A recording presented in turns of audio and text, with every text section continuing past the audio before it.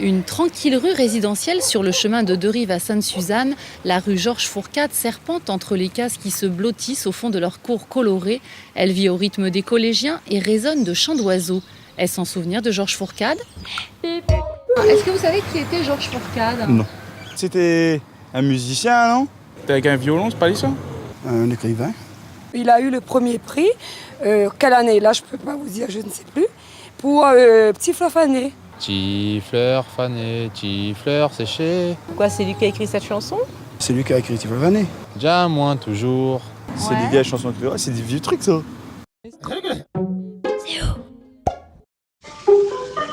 Né à Saint-Denis en juillet 1884 dans une famille de rédacteurs, Georges Fourcade choisit très tôt la musique et les chansons. Il faut dire qu'il voue une véritable vénération à sa grand-mère, Gabrielle Laclé, musicienne renommée. Avec son ami Jules Fossy, il écrit des tubes qui resteront dans l'histoire. Mon mari pêcheur, Tipaille en queue, Annéner ou encore Cave Francisco. Des couplets que reprendraient plus tard les fameux Jocaris.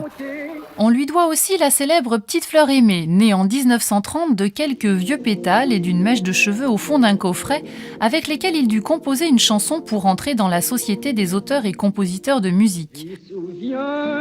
Un morceau aujourd'hui encore sur toutes les lèvres et qui ne fanera jamais.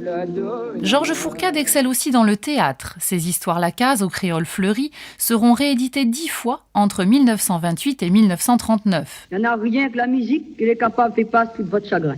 Il signe également Affaires Coco, Le Coq Auguste et reçoit 2 prix de l'Académie de la Réunion pour Mon Doudou et pour Le Cœur créole.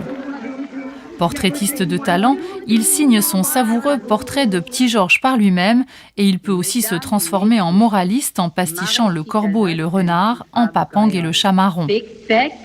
Mais sa plume s'est un jour envolée, c'était le 29 décembre 1962. Et